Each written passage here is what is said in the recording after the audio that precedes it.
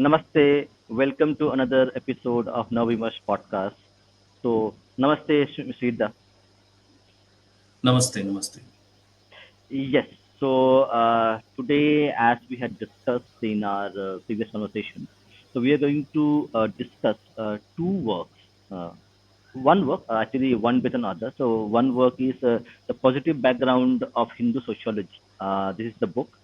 So, I have gone through the book, and I have invited Professor Sreejit Dutta to actually give more insights on the book itself and also on the specific topic of Shukracharya. Sujitda, so please enlighten us. As we can see that we have named our title Ancient Indian Polity, Illuminations from Professor Benoy Kumar Sarkar.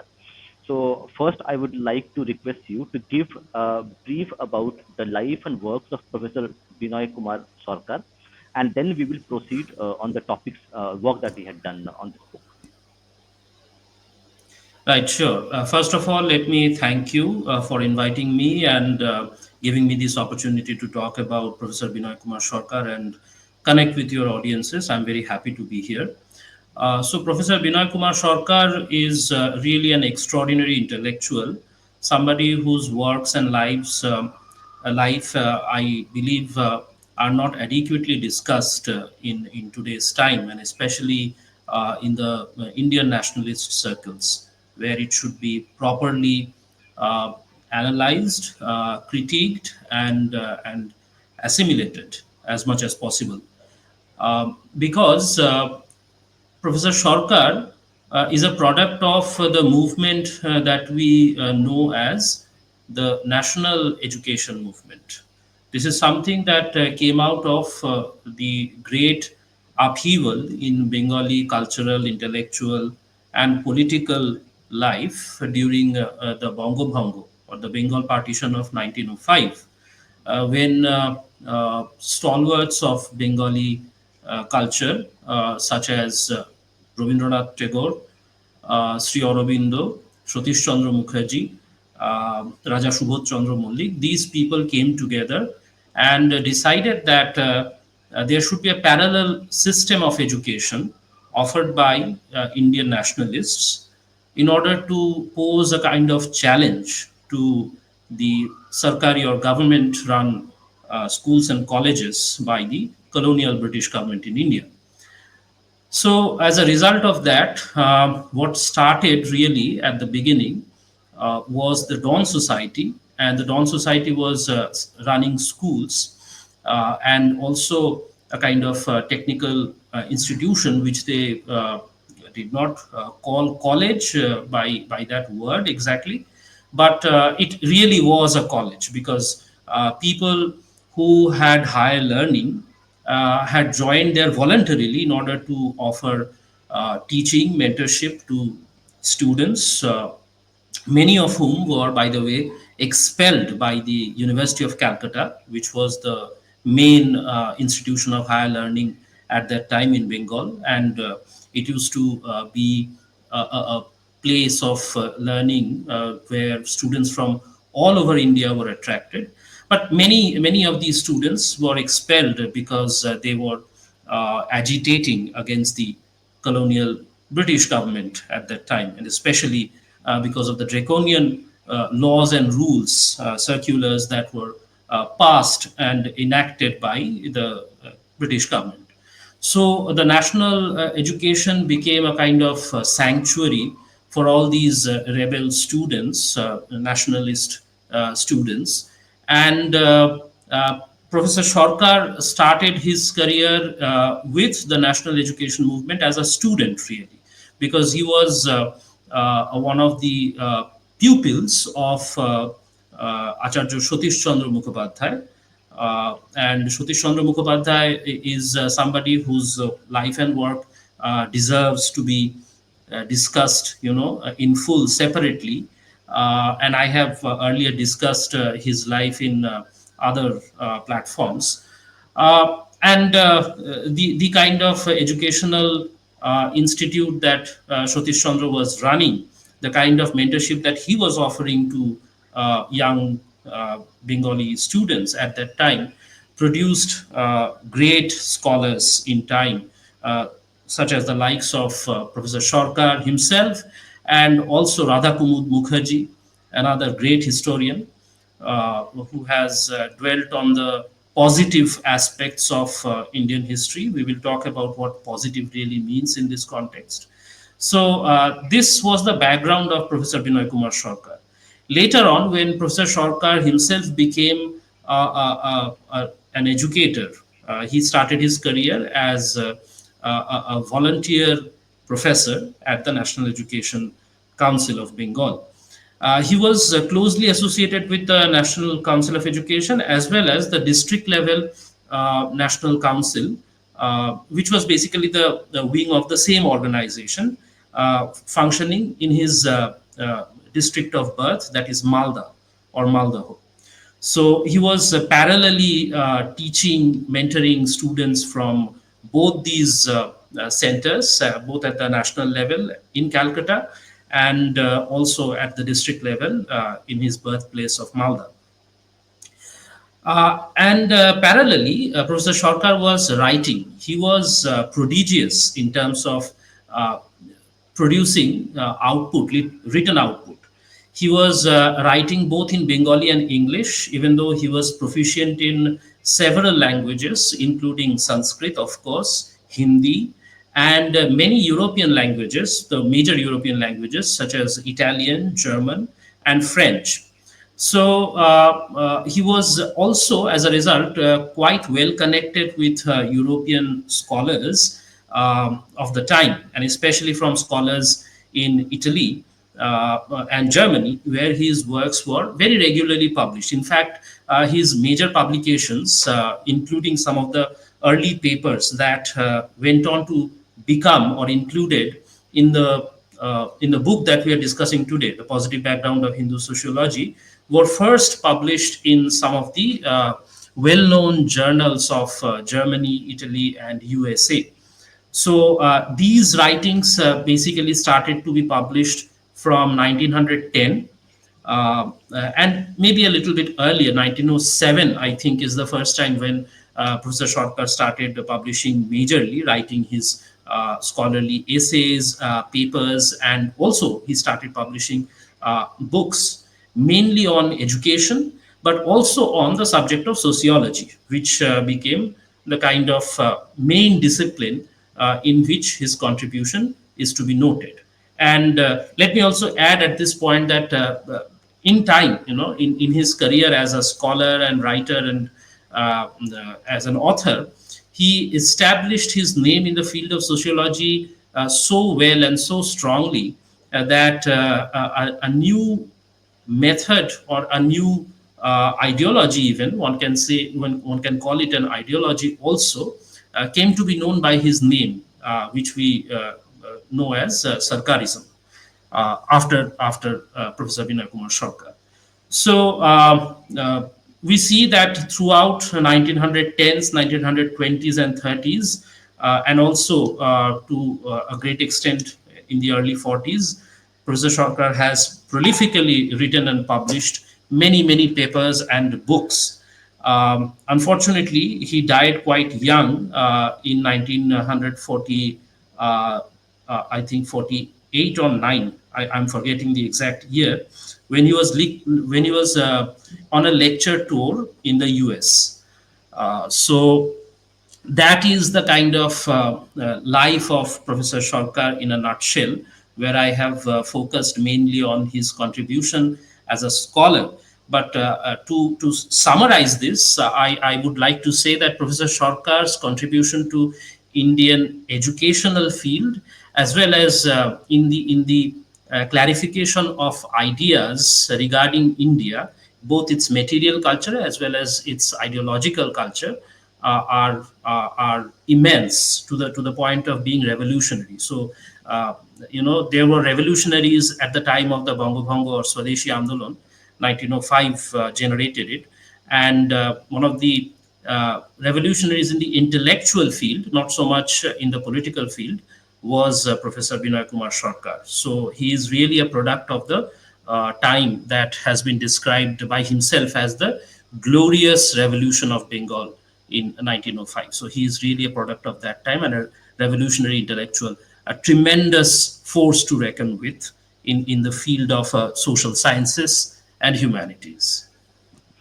Thank you. I think I could not have asked a better person than you to actually give the introduction, because you have given an introduction which actually encompasses the whole of 1995, 1905, when the revolution actually happened, in terms of Bongo Bongo, and also the legacy that Professor Sarkar has left us with us. He wrote so much that we can't even read. So that's how prodigious he was in terms of writing, and the That's right. writing quality itself. Like we had actually read two episodes of the same book. We will Oh, continue to read it. Yeah, actually we read two portion of the book, but unfortunately, today people don't like serious things. But we are trying to make things a little bit more encouraging for people, so that we can have a little bit more of this reading. We are yes, devising it ways is to actually necessary. make we are devising ways for the audience to actually get more connected, just not reading a bland book reading. That actually people will not watch it. We are trying to find new Right. ways to do it. So my next question to you is, could you give us, because you are the domain expert on this field, so could you give us a kind of summary this book discusses, so that the audience, if they want to pick up the book, okay, what they would learn, what they would understand in terms of sociology, in terms of ancient Indian sociology itself, and also a little bit more about Shukracharya, what Shukracharya role plays in our society and also in sociology. Right, sure. So I'm very glad that you have taken up these two books in particular, the Sukraniti, as translated into English by Professor Sarkar, and the positive background of Hindu sociology. So let me first tell our audience why these two books are important and what is the real interconnection between them. First of all, the Shukraniti is regarded as one of the Niti Shastras, which fall under the Danda Niti domain of literature, into which, Danda Niti is basically one of the fourfold divisions, as we can find in Kautya's Artha Shastra. These fourfold divisions are the main categories into which all of Indian knowledge systems, all the literature that ancient India has produced, and in fact, why just ancient India? We can definitely and confidently say that the continuous Indian civilization, goes on producing all that knowledge, all the literature can be divided into four parts. So, now, one of the major parts of these fourfold divisions is Dandaniti, which relates to society, politics, and economics. But it also deals with what can be described as moral science or ethics in English. Uh, the confusion that might arise in some people's minds when I say that, a kind of field that deals with both sociology, political science, as well as economics, and at the same time it embodies moral sciences, it embodies, morality and ethics. Ethics is, as is well known, a prominent subfield within the discipline of philosophy. How are they really connected? So, in order to explain it, one thing has to be kept in mind that in ancient Indian worldview, the whole conduct of the polity, that is how a country will be governed, uh, was undercut by, was really based on a thorough building of the character of all those who will be involved with it, and especially the prince or the king.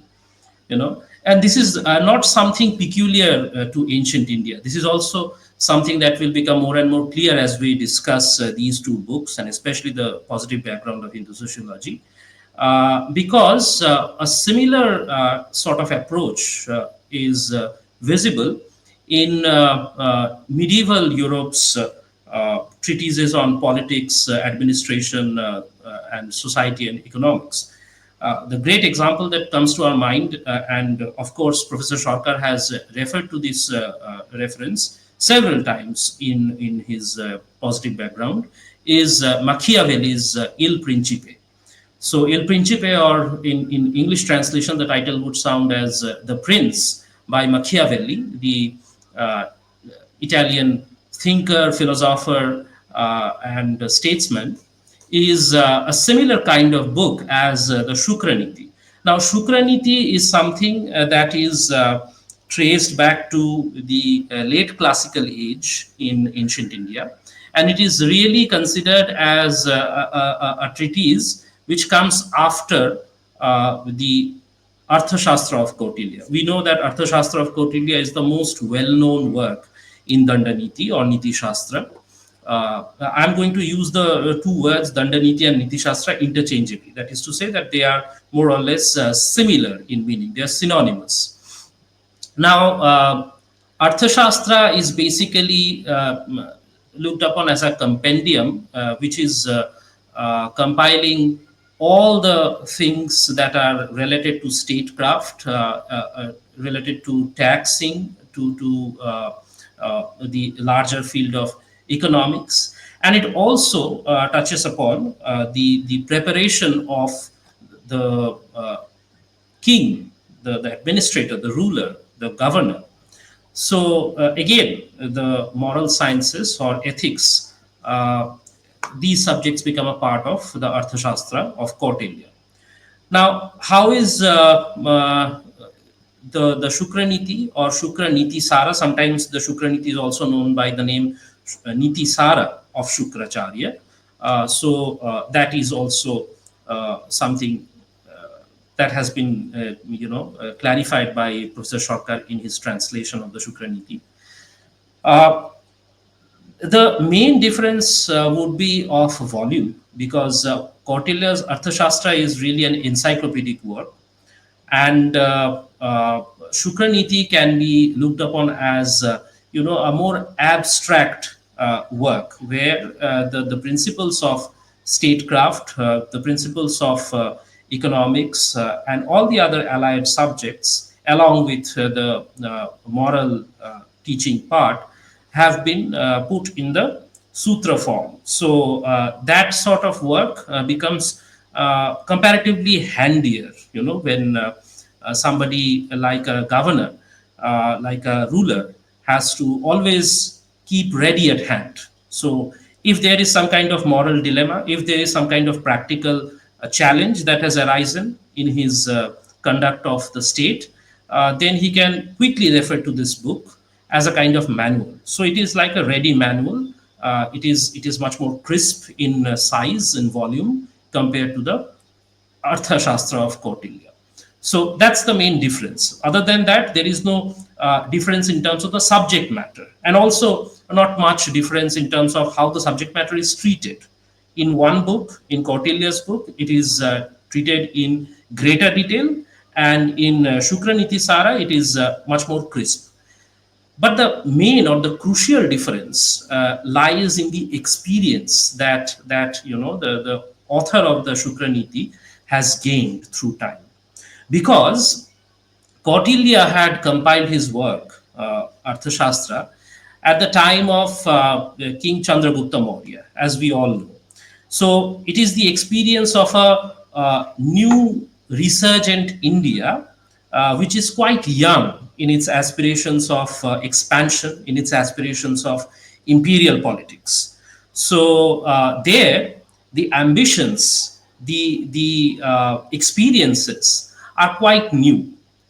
But by the time we come to Shukracharya's Niti Sara or Shukraniti, the Indian civilization and Indian thinkers on these subjects, especially on political science, economics, and ethics, have gained a lot more experience, not just because a lot of time has passed and therefore they had time to reflect, critically think about the implications of applying the prescriptions of Kautilya, but also because a lot of historical incidents have taken place, a lot of empires have risen and fallen. For example, after the Mauryans, we have had the Shungas, and then we have had the great Guptas. So all that experience has been sort of summarized in the writing of Shukracharya Sara. So this is a great advantage of the Shukracharya Sara, and because of this reason,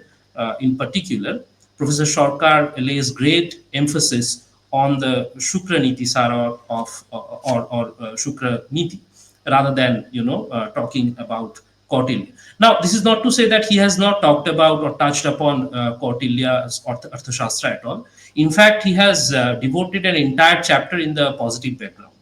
Now, at this point, let me also clarify the connection between the Shukraniti translation by Professor Sarkar and this book that is visible on the screen beside Bhupendra Babu. So, this is basically the positive background of Hindu sociology is an introduction to the English translation of Shukraniti by Professor Sarkar. So maybe for a sort of comparison, I would request you, Bhupendra Babu, to show the thickness of the two books so that people can understand, our audience can understand how the two books compare in terms of their volume, the introduction and the main work of translation. Yes. You are muted. You are muted. Yeah, yeah, sorry. Yeah, so this is the original book. It's a 50-year-old book. Okay, it is not reprinted anymore. So this Correct. is the thickness of this book, and if you can see the pages, they are quite worn out and yellowish. So this is Hmm. the thickness of this, and This this, is the Shukraniti Sara, the yeah, translation work. exact translation work, and this Yes. is the book. So it's almost double, or I think 2.5 times the size. Yes. Yes. So this is the positive background of Hindu sociology.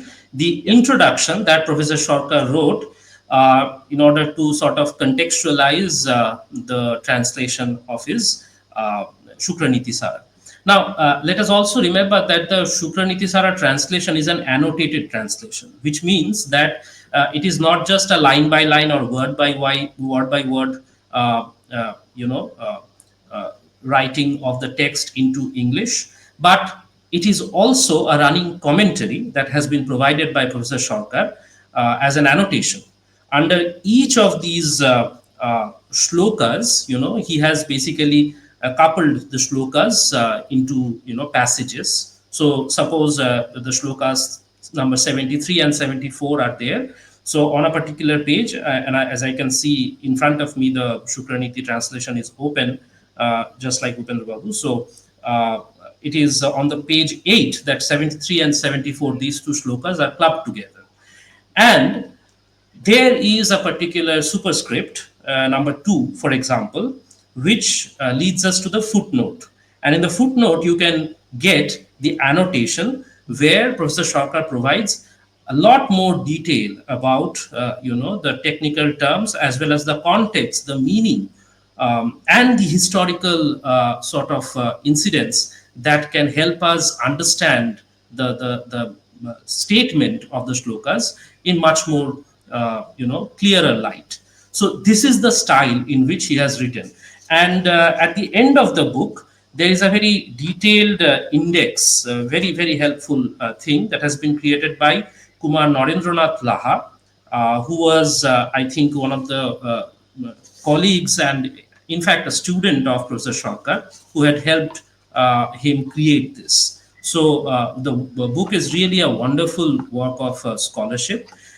Let me also say, to be honest, this is not really, a work that is an easy read because mainly of the annotations. So, if you want to sort of get into the flow of reading this work, I would suggest that first you should ignore the annotations. You should simply go over the translations of the shlokas. So, start with chapter 1.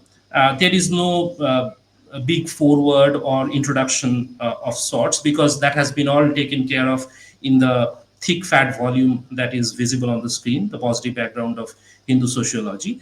Therefore, you can directly go to chapter 1 of Shukraniti and start reading the English translation of the shlokas 1 to 3, 4 to 5, 5 to 7, and so on and so forth. and simply ignore the annotations at the first reading. Then, when you start reflecting on the work, what you have read, and especially when there are passages which seem sort of odd, sort of cryptic, only then in your second reading, I would suggest that you can read the annotations along with the translation. That will make the familiarity of this work much more easier. So this is my introduction about the Sukraniti, the translation, and I would definitely encourage you to read this book, challenging as it may be, daunting as it may sound, but it will be a very very useful and productive read. So please get your hands on this book and read it. By the way, I think we should also mention here that this book is not really available for free as a PDF. I mean, Govindra Babu can confirm this. Are you aware of any free copy? Yes, the free copy is available in archive.org, but I'm not sure. Okay. Yeah, it is available it is Okay, then available. fantastic. Then fantastic. Then you should get your hands on the free copy if that is something that you enjoy. But like I said, the style of the book may be a little old-fashioned and challenging at first. So simply avoid the annotations in the first reading, and maybe later on when you come back to the book, you can go through it. So, if you have any questions or comments, Govindra Babu, on the translation, then maybe we can take it, and then we can go to the discussion of the introduction part. That is the positive background of Hindu sociology. Yeah, actually, I don't have a lot of questions because actually, like I started reading 3 4 pages of the book, the Sukraniti itself, Hmm. Sukraniti. Okay. Okay. Uh, then actually I realized that actually I need to devise a way to read the book.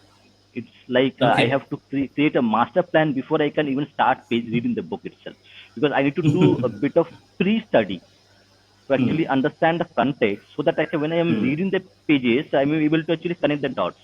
Because Right. like we are not from the humanities background. Okay. So Okay. for us, like we do technical work. Okay. So we are not related Hmm. to specifically theory of sociology or ancient scripture. Okay. So that's why actually for me, like I need to devise a way to actually find how to Hmm. read the book, so that I'm able to actually understand the context contents of it. Okay. It's Okay. So important. let me help you by offering some insights from the book itself. Maybe that will generate more interest and make it easier to go into the book for both you as well as your audience. So, like I was saying, that Kautilya in his Arthashastra divides the whole of ancient Indian literature, the whole of Indian knowledge systems into 4 parts. These 4 parts are respectively Trayi, Varta, Dandaniti, and Anvikshiki. So, what are these? Let me explain each of these one by one, because that will help us contextualize, the works that we are discussing in the uh, larger field of Indian knowledge systems. So, Trayi basically consists of what we can call the Moksha Shastra. Anybody who is desirous of leading, a religious life, somebody who wants to uh, attain moksha, and especially immediately attain moksha, they want to directly go into the path of jnana, or divine knowledge, metaphysics. They would sort of concern themselves with the field called Trayi. And under Trai, as you can guess, the kind of books or treatises, the works that will fall are basically the Upanishads, the Brahma Sutra, and the Bhagavad Gita, and the elaborate, commentarial work. As you know, that there are lots and lots of commentaries by the great ancient acharyas as well as modern acharyas. So that would consist, the field of Trai. So anything that has to do with the attainment of moksha, the otherworldly life, not just in the other world or the hereafter, because in the Indian metaphysics, it is very much possible to become Jivan Mukta. So even if you want to become Jivan Mukta, you should go to the field of Trai.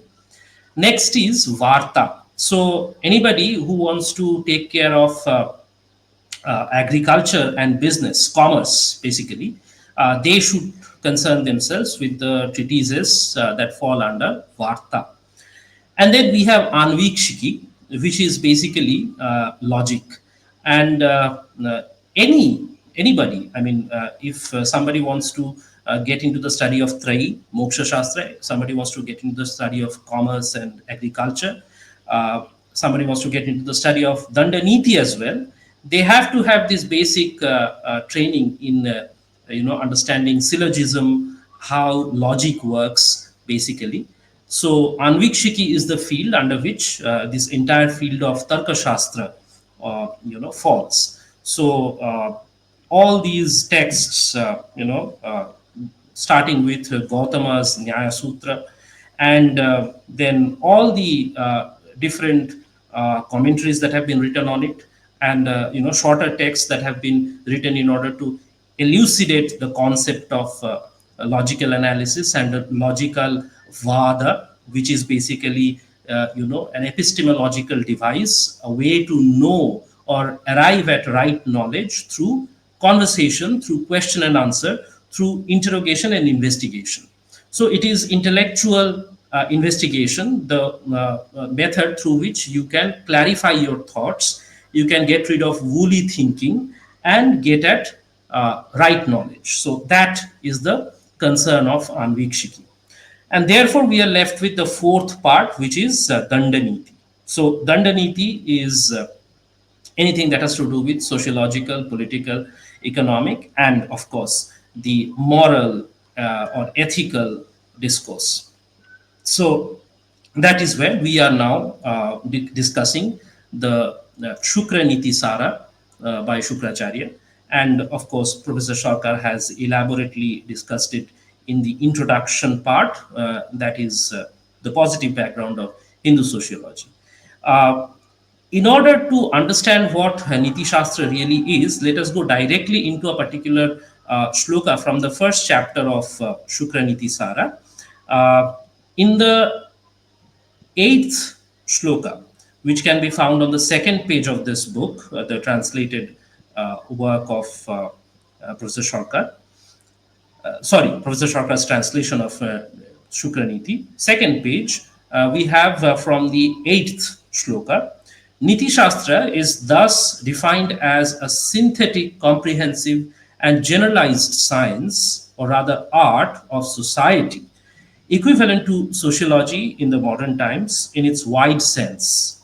And hence, it should be considered equivalent to neither ethics nor a treatise on polity alone, but to a system of morals, social, economic, and political.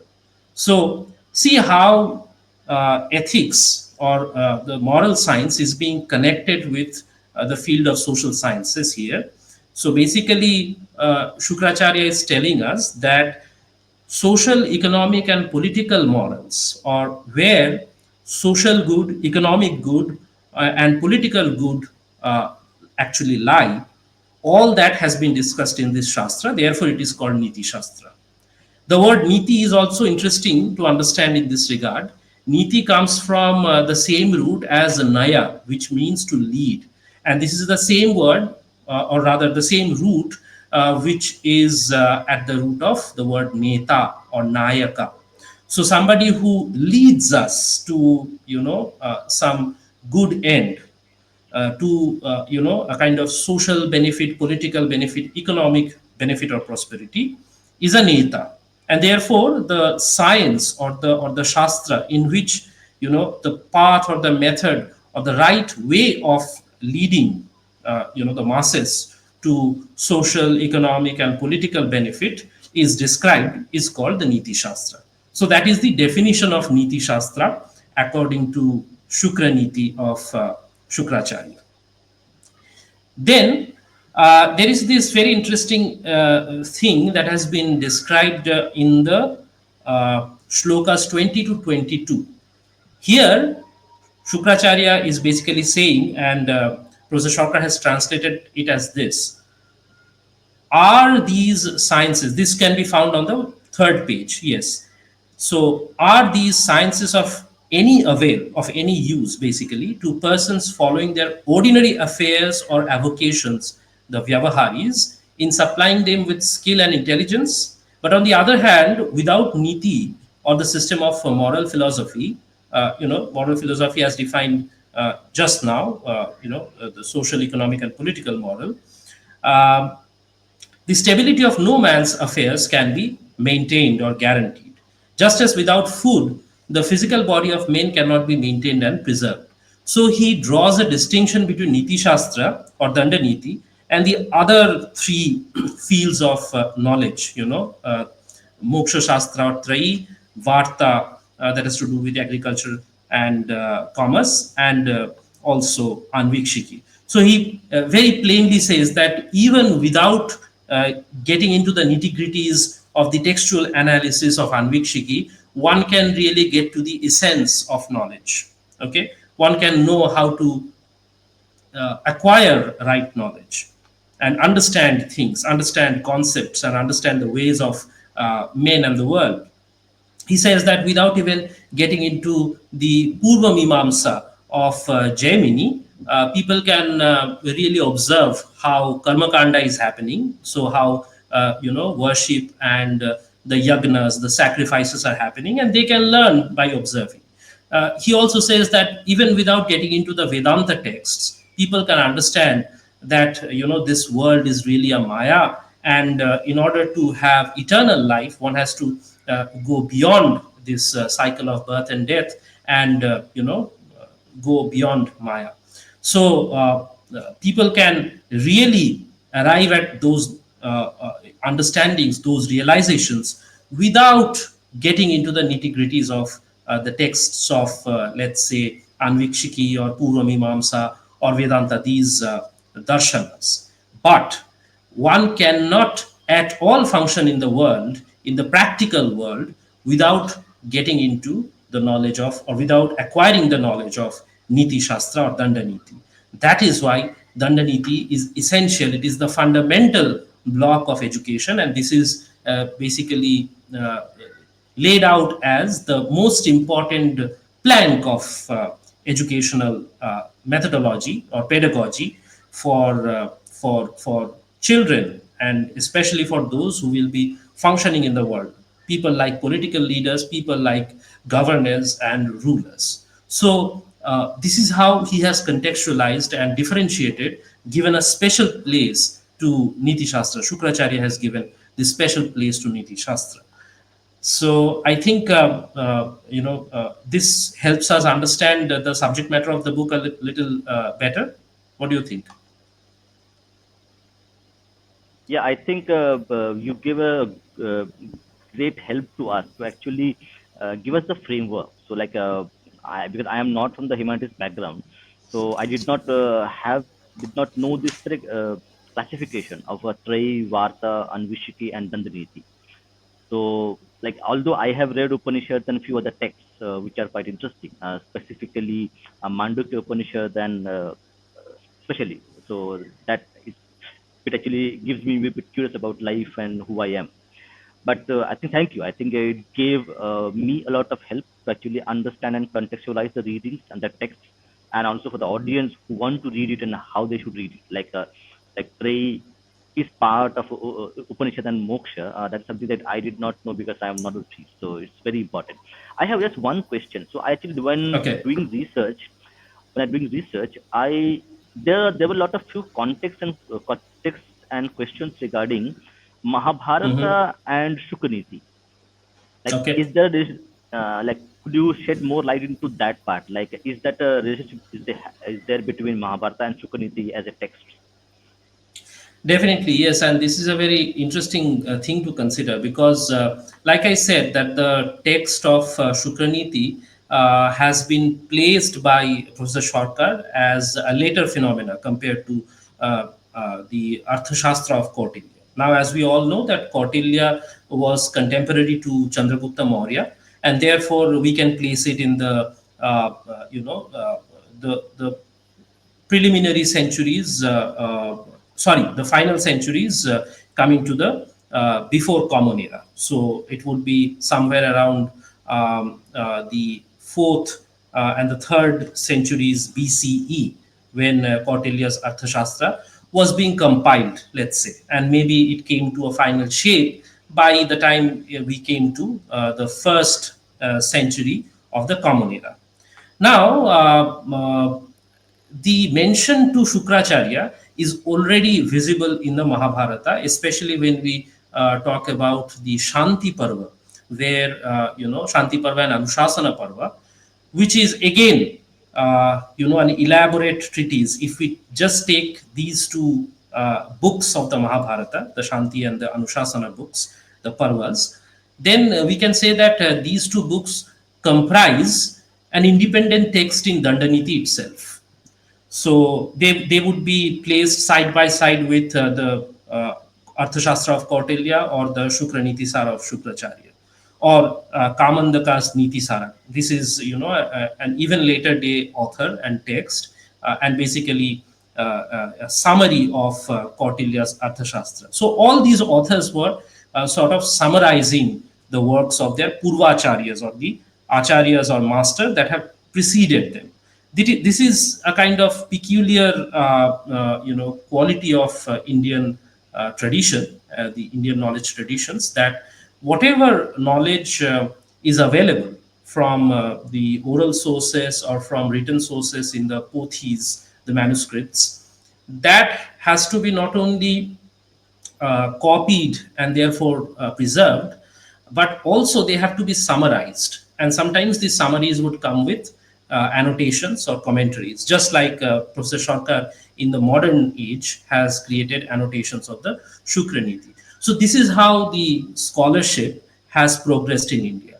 Now we can almost immediately understand how then the Mahabharata quotes Shukracharya, or at least mentions the name of Shukracharya, and the fact that he is quite well connected in the field of Dandaniti along with other acharyas like Brihaspati.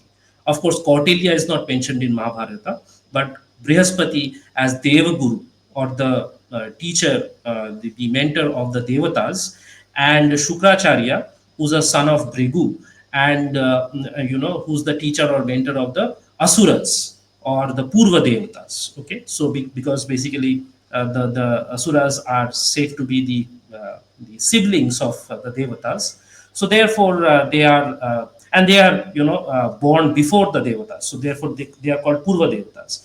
So both Brihaspati and Shukra find a mention in the Anushasana Parva, Shanti Parva discussion between Yudhishthira and Bhishma, where Bhishma is teaching Yudhishthira about how to run a government, how to run the state, and what sort of qualities Yudhishthira must acquire in order to become a successful leader of the people. So we can understand that the tradition of Shukra as a distinct school of thought in the Dandaniti field was already quite well established during the time of the Mahabharata, which is basically the late Dwapara Yuga. Mahabharata battle, the Mahabharata war basically takes place towards the end of the Dwapara Yuga, and right after the war has finished, we find that after the death of Krishna, not immediately after, but after the war has been over and peace has been established, and several years of reign by Yudhishthira, Sri Krishna dies, and it sort of marks the beginning of Kali Yuga. So this is at the cusp of the Dwapara and the Kali Yuga. In order to place it according to the Indian conception of time, that Shukracharya's school of thought is already well known by the rulers, the administrators who are actually practicing this particular field. But like I said, it has always been the practice of Indian scholars in order to first of all copy, preserve, and therefore annotate, commentate on those texts, that this particular work may have been compiled and recompiled finally by the 5th or 6th century, when Professor Sarkar really traces the time of the Sukraniti text, which he has translated, and this is basically a translation from a manuscript that was transformed into a published text edited by a German scholar named Dr. Gustav Oppert. This he did in 1882. So, and the translation came out in the year 1900. Um, just a second. Let me give you the exact year of the publication of this book. So it was first published in 1914, 1914. So you can see that a good 30 years had passed between the publication of the text, the Sanskrit text, edited version of it by Dr. Gustav Oppert, who did it for the Madras government in 1882, and the publication of it in translated form in English translation by Professor Sarkar. So this is a kind of timeline and life of the text called Sukraniti. Yeah, oh yeah. I think this was something which I think I was waiting for, the audience is waiting for. So maybe I think we would need to have few more sessions to actually go deeper into this. So we'll get to that stage. Now, for the audience and for me as well, because I was reading part of it. I read it online on YouTube, two sessions. Then I read few more privately. So if somebody says, okay, what is Hindu sociology? Okay, and why, Mhm. as an Indian or as a student or as a curious person, why somebody should read Hindu sociology, and why this specific book? Okay, so could you give that person a kind of a introduction that why should be helping him individually? Okay, to actually read the book and gain more out of his learning. Right. So Hindu sociology is nothing but the entirety, the collection of the works by Hindu thinkers across ages, starting with people like Brihaspati and Shukra, and then coming down to Bhishma, and then, of course, Kautilya, and finally, in the forms of other texts like the Shukracharya, which we are discussing today, and also a very important text which I have mentioned earlier, the Niti Sara of Kamandaka. So these are basically the works which can be taken together to form the basis of Hindu sociology. Now, is Hindu sociology any different from sociology as a modern discipline? Well, both yes and no. Yes, because the subject matter, the proper interest of Hindu sociology is the same as the subject matter or interest of the field or discipline called sociology that we study in modern times. It is something that has come to us from the middle of the 19th century, especially from the works of the French philosopher Comte, Auguste Comte. So, and we will see that the title positive, the title of this book by Professor Sarkar called Positive Background of Hindu Sociology contains the word positive. It is actually borrowed by Professor Sarkar from Auguste Comte's vocabulary. So, how does Comte define the word positive? Let me comment on that. That will help us understand and contextualize Hindu sociology better. So, positive is all things that is materialistic, that is concerned with this world and not with the other world. So, it is not idealistic, it is not otherworldly, it is not spiritual, it is not mystical. Everything that has to do with the mystical, the spiritual, the otherworldly, that has to do with moksha, we find in the field called Trayi, from the fourfold division of Indian knowledge systems as given in Kautilya's Arthashastra, which I mentioned. And everything that falls under the concerns of this world that has to do with the material prosperity of human beings, and especially with a large number of human beings. We are not talking only about the individual human beings prosperity. Of course, it is related to the subject matter of Dandaniti or Hindu sociology in a sort of organic way, because as Shukra himself declares in the Shukraniti, in the first chapter itself, which we were reading a while ago, that the well being of the individual ruler or the individual politician, he may also be an amatya, who is basically a minister. It's not necessary that you only have to be a prince or king, which in the context of ancient India was often determined by birth, not always, but often determined by birth. So therefore, one may think that okay, so I am not from a royal family, I am not an aristocrat. How does this subject, interest me? How is it relevant for my concerns? So to answer that question, I would say that Shukra directly addresses anybody who is in the business of governance, anybody who is in the business of administration or ruling a large, area of land, region, and whose decisions are going to directly impact the lives of the masses, large number of people. They should concern themselves with the Niti Shastra or Danda Niti. And therefore, the well-being of the leader, well-being of the king, well-being of the governor, well-being of the minister, all these individuals, con- you know, uh, considering them as individuals, their well being is intricately connected to the well being of the masses. If they fail to guarantee the prosperity of the masses, then it won't be very long before they themselves will be directly affected.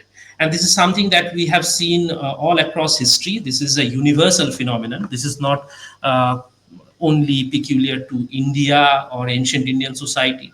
We have seen this happening in ancient Europe, in ancient Greece and Rome. We have seen this in medieval Europe, in places like England, where Reformation took place, and there were bloody, wars going on, and especially Griha Yuddha going on. Um, and civil wars, and then of course, coming down to the very dawn of modernity, the French Revolution had directly impacted the ruler, the French monarch, King Louis the 16th, and his entire family was executed. If we come down even closer to our times, in 1917, 18, 1919, the Russian Revolution, those 3 turbulent years, we saw what happened to the family of the Tsar. They were directly executed. And why that happened? That happened simply because the Tsar and his family, they got too self-centric. They were obsessed with their own narrow interests, and they sort of lost sight of the common good. And therefore we can actually relate what has been said by Shukracharya, if we indeed agree with the view of Professor Sarkar, that it is Shukracharya's voice which has percolated through the centuries, through the ages, from time immemorial, down to the actual text which we are reading now in the form of Shukraniti Sara, something that has been compiled and taken a final shape in the 5th or 6th century Common Era. So it is the positive element, or that is to say, the materialistic, the this worldly, the economic, the sociological aspects of life. It has to do with anything starting from our day-to-day lives, our amenities, public amenities, as well as the law in a very important manner. So there is a very interesting equation or parallelism that Professor Sarkar has drawn between European thinkers and Indian thinkers, especially between the Emperor Justinian's minister, who was basically responsible for writing the code of law of Justinian, somebody called a Tribonian. So he said that Chandragupta is basically the Indian counterpart of Justinian, or vice versa. And Tribonian was the European counterpart of Kautilya, the minister of Chandragupta. So Chandragupta was basically following the order of his emperor, maybe because he himself had advised the emperor. As we all know very famously, that the emperor himself was a student, a pupil of Minister Chandragupta. So, sorry, Minister Kautilya. And therefore, Chandragupta had given a sort of decree that all the juridical uh, statements and knowledge that has been in existence up till his time have to be compiled together in a single code of law. This is the same thing that had happened in ancient Rome when Emperor Justinian had ordered, his ministers in order to codify the laws, existing laws, and that is what Tribonian had done. So that's why there is a parallelism between, these two individuals, or rather, a set of two individuals, Chandragupta and Justinian, and Kautilya and Tribonian. So that is what positive means in the title of the positive background of Hindu sociology. I would just add one more thing before maybe we can get into a more conversational discussion, is that the positive, as explained by the French philosopher Auguste Comte, because it is basically his invention, the coinage is Comte's. In Comte's philosophy, we get to see a kind of progression or evolution in several stages for humankind. This is something that Professor Sarkar does not agree with. He does not agree with a kind of evolutionary development of humankind, just as Comte has given. So he does not really agree with that methodology or that framework through which he has explained history, but he has simply taken the term positive. So positive would mean something that has to do with the materialistic, the sociological, economic, political, this worldly. And the Hindus were no different from any people across any historical time, uh, anywhere in the earth, in terms of their ambitions, in terms of their interest and their involvement in the this worldly, subjects. There is a false view that ancient Hindus and even the medieval Hindus were single-mindedly and single-pointedly concerned about moksha, and that has given rise to a false Indology. Directly, Professor Sarkar has used this term, false Indology, which really came through the works of the early Indologists, starting from Max Muller to Senar to Max Weber, from early 19th century to early 20th century. Through almost 150 years of Indological scholarship,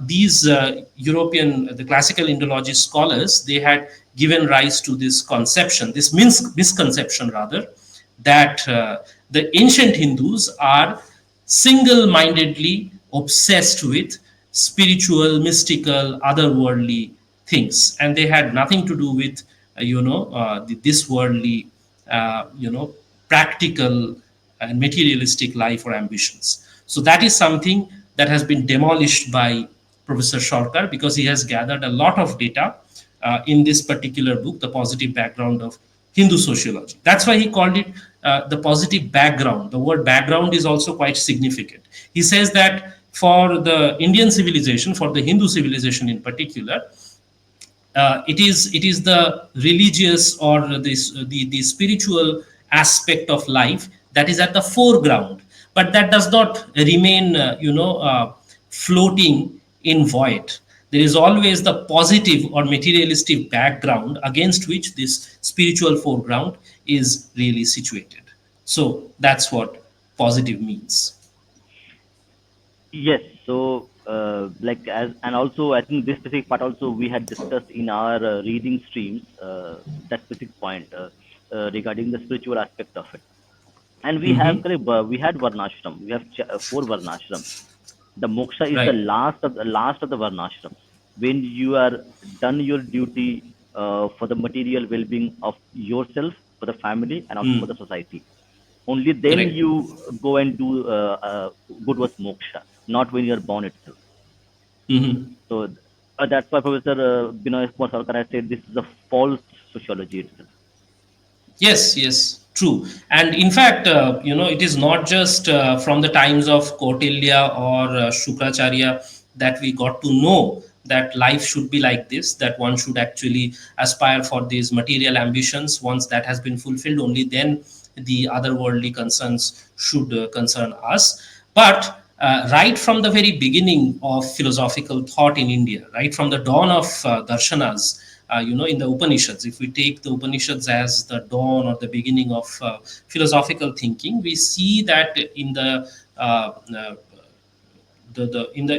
Yajurveda, we have this very famous Upanishad, uh, Ishopanishad. I think you have read it. You were mentioning some of the Yes, Upanishads which are your favorite. yes, So in the Ishopanishad, which can be considered as one of the early Upanishads, because it is part of the Yajurveda, uh, we see that very categorically it utters a kind of wish, or rather it offers human beings a kind of ambition to live for 100 years, and after living 100 years one can have a fulfillment of their life.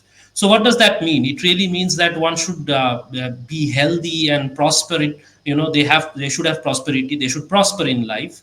Otherwise one cannot really survive for 100 years, especially in ancient times when we did not have modern antibiotics and medicine.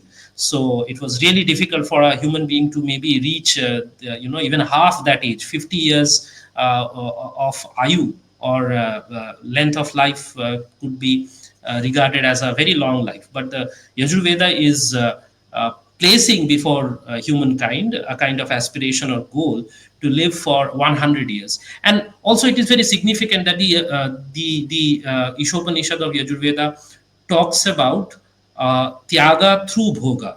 So the very first opening verse, the opening mantra of the Ishopanishad says, "Tena tyaktena bhunjitha," which means thou shalt enjoy through sacrifices. So that means that sacrifice and enjoyment, these are not oppositional terms, they are not perpetually set against each other, but they are more like they are complementary terms, they are complementary ideas, and they are complementary practices. So one cannot think of enjoyment without sacrifice, and vice versa.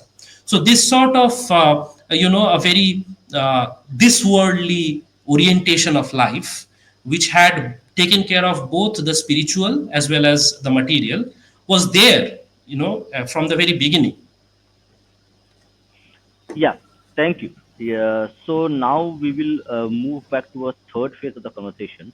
So for the modern people like me, you, and other people, okay, in the modern context, okay, how the Shukracharya principles and its translations and its annotations and commentaries which are written on this on them, Hmm. reading them now for me as an individual, okay, or even for a Hmm. society as a whole, okay, how it would benefit us as a society, as an individual, okay, and especially how do we connect the Hindu part of Hindu sociology to Shukracharya. Okay. So, first of all, a close perusal or close, careful reading of Sukraniti and Professor Sarkar's translation of Sukraniti, as well as his introduction to the book in Positive Background of Hindu Sociology, will help us understand that we moderns are not very different from the ancient Hindus. That is the most important thing to understand, or collect from these two works. So what do I mean when I say that the ancients were not very different from the moderns?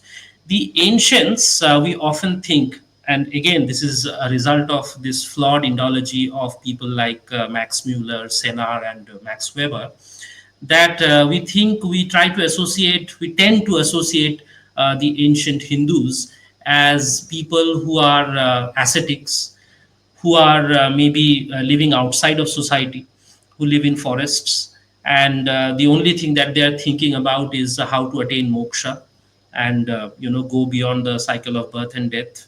uh, so basically, we tend to associate very negative kind of connotations with the ancient Hindus by thinking of them as escapists from the challenges of life.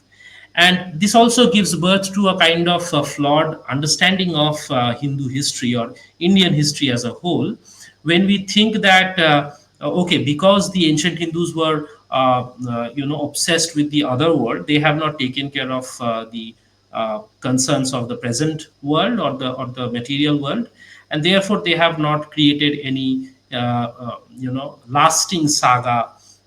They have not really gone on to create and establish great empires. They have not sort of taken care of protecting their borders, and therefore all sorts of foreign invaders that have come and they have run over us.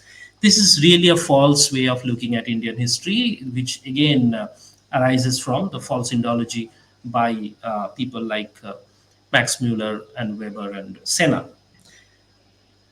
And secondly, we also get to understand that the modern aspirations in running a state in a proper manner, in ensuring a welfare state which will take care of the basic necessities of the masses, in terms of food security, in terms of giving them basic education, and also in terms of giving them a dignified life, so that they have a security of job and occupations.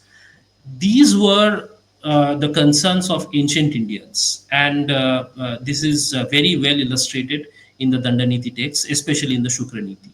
So when we read the Sukraniti, we get to see that the challenges pertaining to economic and political aspects of statecraft are dealt head on, and because the text has been really created as a result of the experience of political and economic activities of at least 2000 years of uh, experience, the scholarly experience as well as the practical experience of the administrators.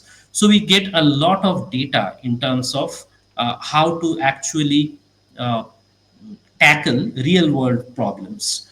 So these real world scenarios just become more and more complex, but their nature at their very fundamental level remain the same.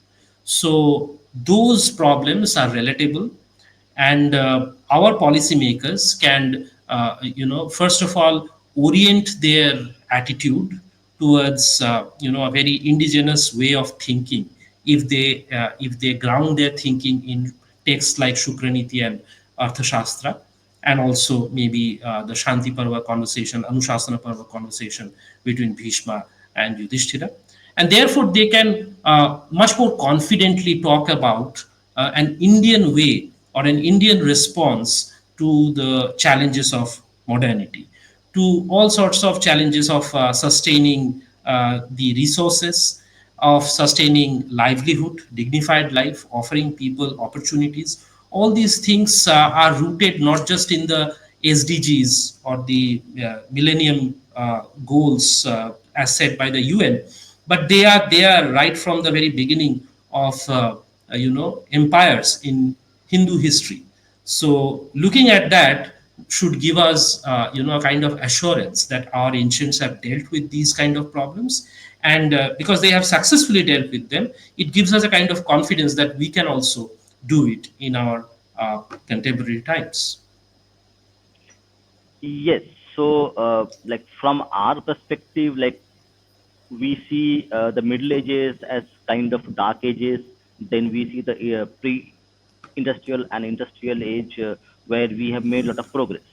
So, like because we don't have a lot of long memory, so we can't see beyond the Middle Ages. And Middle Ages is all about dark ages, so dark practices. Okay, lack of science, superstition, all these things were there.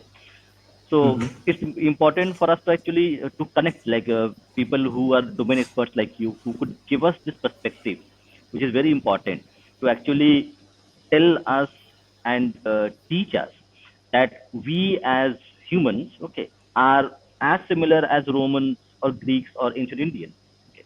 And we had the same kind of needs which they had, and they have already dealt with it because they also had empires across continents. Okay. Even the Gupta Empire was quite big in terms of its spread of geography. Okay, and they had to invent tools. They had to invent in terms of policies to actually govern these places. And you cannot have these people done this without a proper framework. So it was there already there. So this concept of okay, the ancients were like backward in terms of what they were doing is something which is a misnomer, and that is being spread by Max Muller and other individuals specifically. So we'll come to our last part of the discussion, okay, and that would be regarding Shukraniti as a text. So if you can give us maybe one or two shlokas which actually relate to our lives right now or in modern times, so that people would be able to actually connect with the uh, shlokas itself, like if possible for Right. you. Hmm. Yes, yes, definitely, because the Shukraniti is full of such situations. So I am quickly reminded of some passages from the 11th chapter, chapter number, from the second chapter, really, where Shukra is talking about how the unit of family becomes a kind of basic fencing, the basic fortification in the face of aggressions that slowly creep into the society. So, how is he talking about it? He says, on page number 81, you can find it, the passages starting from 333 to 354. He talks about the setting in which there is the village, and of course the family or the household is basically the unit of the village, and the village also has a chief who is the local sort of the panchayat head or something in today's terms. So the chief is the person who will mete out punishment if there is some kind of grievance for any family. And this punishment should be exemplary in the sense that it should not annihilate the subject. So, see, it will not really sort of give the capital punishment by killing off, a perpetrator of crime, but something that will be not too lenient and not too cruel. So this again comes back to and relates to, connects to our modern discourses of whether capital punishment should be there or not. And in fact, we get to see that in backward societies, especially with fanatic societies like in Afghanistan, where there is Taliban rule, or sometimes even in Bangladesh, we get to see that because the Islamists are running amok at this time, there are horrible cruelties that are meted out to people, and especially when there are political grievances, when there are even petty criminal grievances. Maybe there is a thief who has committed an act of robbery or theft. Their hands are chopped off because it is some kind of religious instruction according to religious law. So people tend to think that because this sort of backwardness is really a function or result of being situated in the medieval ages or the dark ages or even before that, we should really look at the kind of statements that are given in Shukraniti, where Shukra clearly says that the head of the village, like the father and the mother. So first of all, this is something that we should consider, that the leader should look upon their subjects as their children. So the basic unit of family, once again, like I was saying, that it should be seen as the basic model for our thinking, our orientation towards how we administer justice, how we administer good governance. So the concept of good governance will start when the ruler or the administrator or even the local councillor or panchayati head of panchayat will think of themselves not just as somebody external to whatever is happening, whatever situation has arisen, as he is dealing with, but it will help and become much more organic, much more humane if that particular person, the leader, thinks of himself as the head of the family. So just like a father and the mother who treat their errant children, they should also deal with all these grievances, be they criminal grievances, be they other kinds of grievances, maybe something to do with land and property dispute. He also says that the gardener collects flowers and fruits after having duly nourished the trees with care. The collector of taxes should be like him. So, when it comes to taxing the middle class, because one has to really run freebie sort of politics, and because one has to promise many free schemes of giving cash and doles, we always get to hear this kind of complaint from especially the middle classes who are unduly taxed, who are unduly burdened. So here, basically, Shukra, an ancient thinker from India, is giving us a principle, an attitude, an orientation as to how the tax collector or even the policymakers who determine how the taxes will be taken, what portion of wealth should be taken as taxes from the masses of different classes. He says that his attitude should be like the gardener. The gardener does not take away all the flowers or does not take away much of the flower. He always knows that only a little portion of it has to be taken so that the tree remains in a healthy condition so that it can bear more flowers and fruits. So these are some situations. I just gave two kind of instances, one that has to do with the jurisprudence and another that has to do with taxing. So and these two are always relevant. So when we are talking about a modern society, it is not much different from how the ancients were dealing with situations and also thinking about solutions. So these can be two great examples. Yeah, I think thank you, because the examples you gave are quite relevant to us in coming where we times we live in, and the kind of taxes and other things we see on a political social outburst happens every now and then regarding the taxes which government takes and services which are provided. I think it's a Mhm. great introduction that you have given to us and to the audience also itself, that philosophy and moral teachings and also politics, okay, they are an integral part of our society and who we are, okay, they all are Yes. interconnected. So our education system has created a kind of a categories, a Mm. kind of barrier, that Yes. somebody who knows mathematics, he doesn't have to know and appreciate poetry or non-fiction books or fiction books. So, but as you mentioned, correct, it is all about economics. It's all about society. It's all about morality, politics, and also economics. So they're all interrelated. We cannot Mhm. segregate them as such, because we have to live in a society where we have to interact with them. So learning them, understanding them is the right way to actually live in a society like an integrated portion, part of it, rather than being somebody who's already asking about why I'm paying taxes. We have to True. understand True. why I'm paying taxes, and I have to also understand that if we are taxed too much, I need to do to fix that problem, because it's all our responsibility. It is not responsibility of the government, but we also have responsibilities in terms of what we need to do. Just shouting doesn't solve the problem in any case.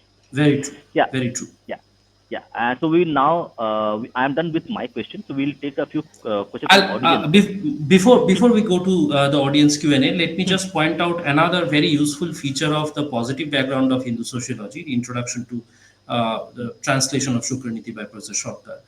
So, among other things, apart from providing a lot of data on the material aspects and ambitions and imperialistic sort of endeavors by ancient Indian rulers and ancient Indian, states, the positive background of Hindu sociology draws our attention to a very useful method of understanding our history. It is so because in all our discussions about comparing Indian history with Western history, we often forget that the conception of India or Indian society as a backward society as compared to the Western societies is true only when we keep in mind that we are talking about the progress of the West in the last 200 or 200 to 50 years. This sense of history is often missing from people who compare the two societies. If we look at the kind of development, economic, political, and social development that had taken place in both India as well as Western Europe through the classical ages, ancient Greece, Rome, and ancient India, and also right through the medieval ages, coming down to the age of enlightenment.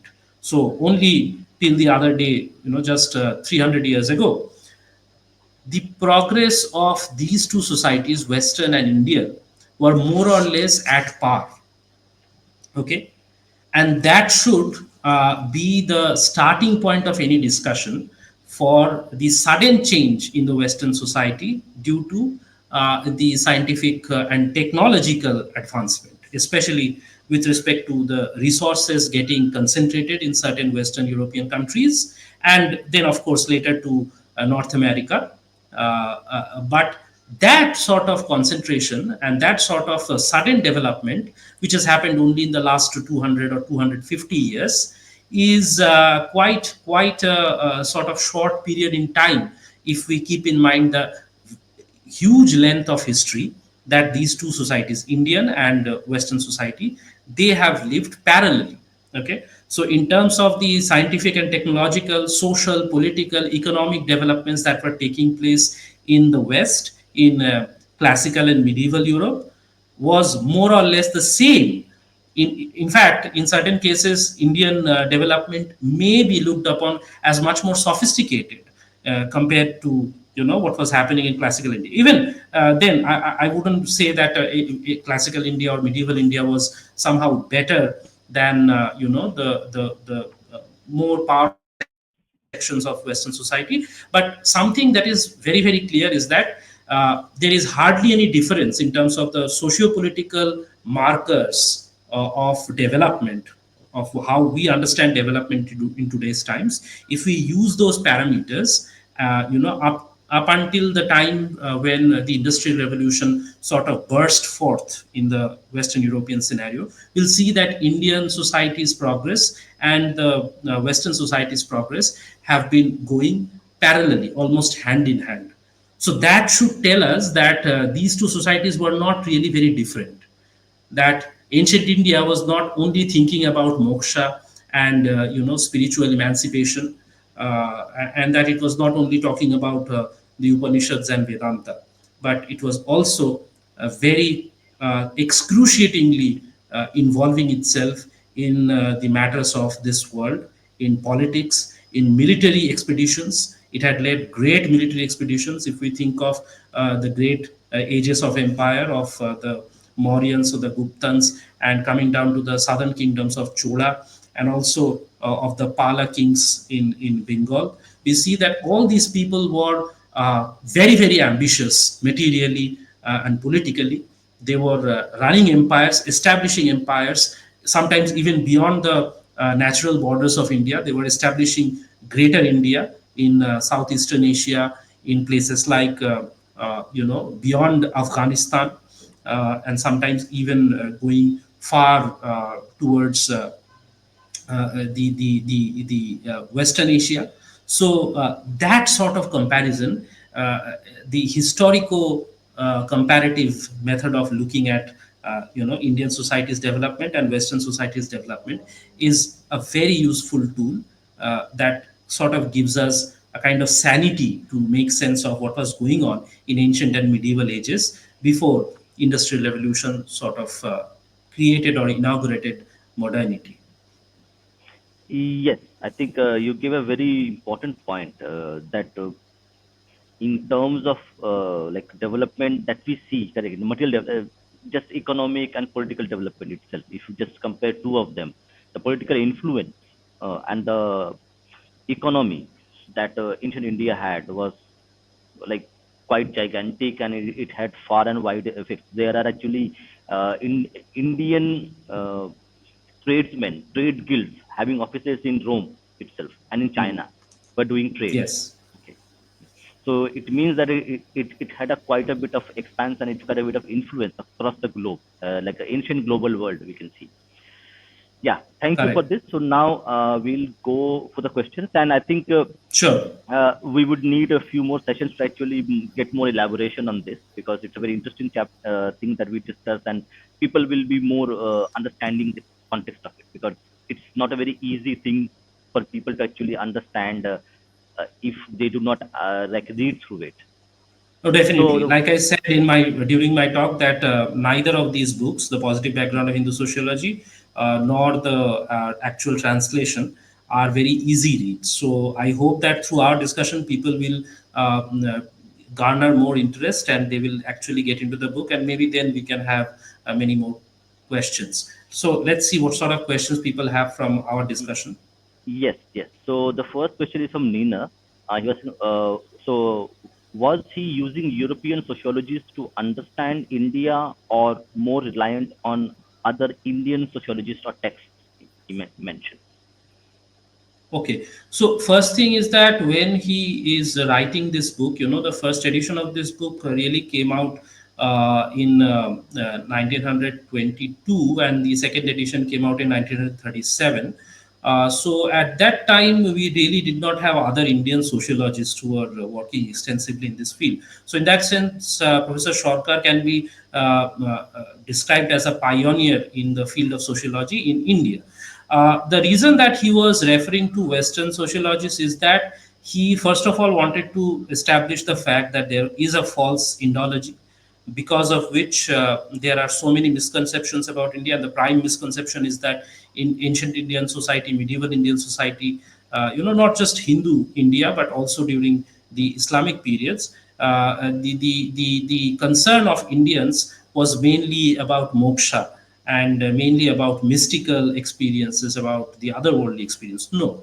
So, first of all, he wanted to establish that. He demolished the sociology that has, been created by the scholarship of people like Max Muller, the French Indologist Emile Senard, and also the great German sociologist Max Weber.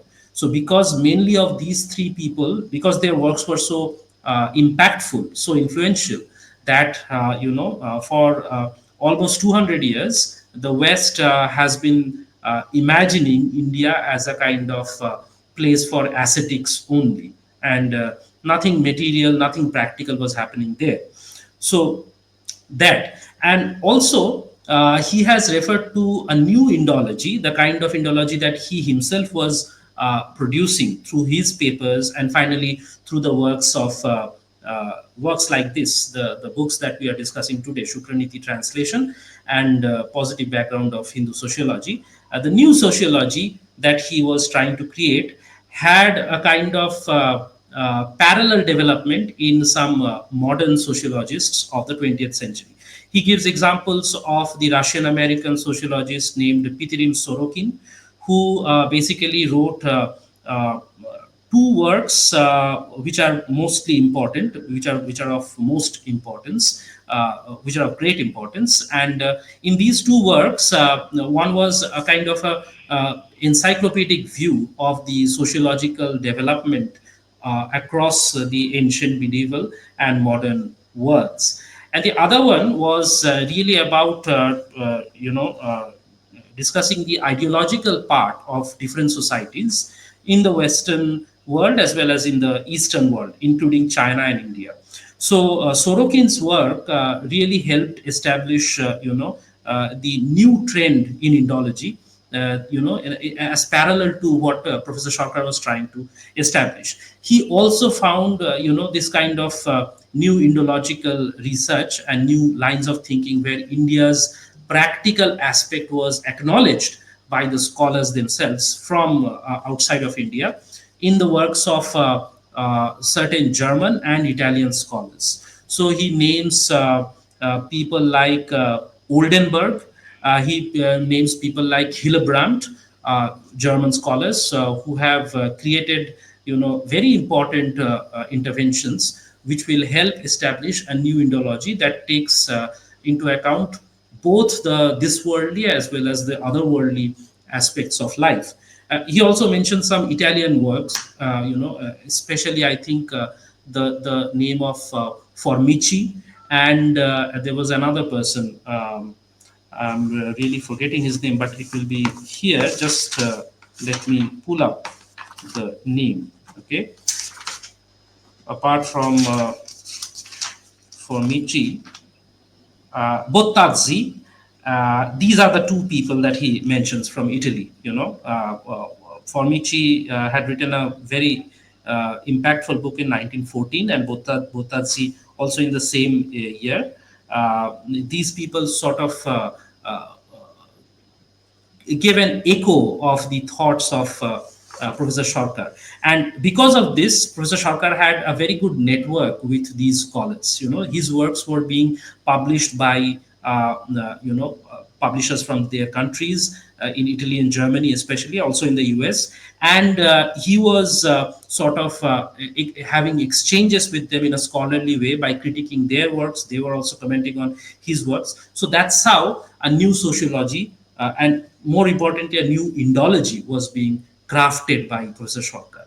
That's the reason why he is very closely interacting with the European sociology. And this also tells us that in our time today, in our contemporary times, we need to be actively engaged with works that are coming out of all sorts of sources from the West, from people who are writing in India, people who are trained by the West but are Indians and creating works. We should be very actively interacting with those works. We should be critiquing them, reading them, and maybe whenever we find echoes of our own thoughts, especially when we're working from a nationalist point of view, we should acknowledge them. We should thus forge a kind of scholarship that provides the Hindu experience, the insider's experience of the Indian civilization.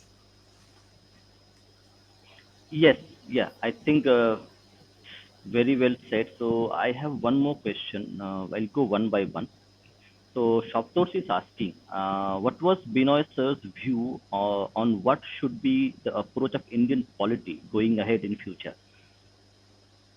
Right. So, important question, because Professor Sarkar tackles this issue of futurism in a very bold manner and very direct manner. So, he has another book called Futurism of Young Asia, where he is mainly commenting on countries like Japan, because Japan had imperialistic ambitions at that time when he was writing this. And China was also coming of age. So China was getting out of its medieval shackles and sort of very fast moving towards a modern polity, a modern republic. At that time we did not have the modern China. There was no communist China at that time, but China was grappling with many challenges. Yet, all the time, there was this consciousness in China that it has a future, it has a very distinct future, which will set it apart from the West. Professor Sarkar, because his connection with the Indian political scenario was close, because his educational reform and his revolutionary contribution in Indian scholarship and Indian educational scenarios were quite closely related to revolutionary politics. He was appreciative of the Indian revolutionaries, and he said that India should have imperialistic ambitions of its own, just like it used to have back in the day when the great empire great empires were established by the monarchs like Chandragupta, the Gupta kings, or the Chola kings. So he was of the opinion that India should have a global ambition.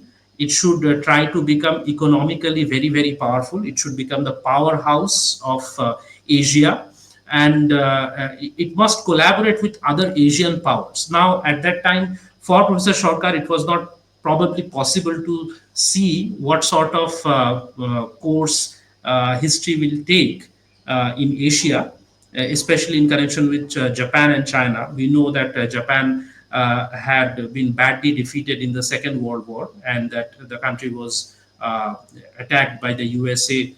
There was the explosion of the nuclear bomb, which basically decimated its sovereignty and its self confidence in a manner. And China, of course, imported a Western ideology, but sort of assimilated it and created a new kind of empire out of it. So those considerations have been absent for obvious reasons, because Professor Sarkar did not live beyond the 1940s.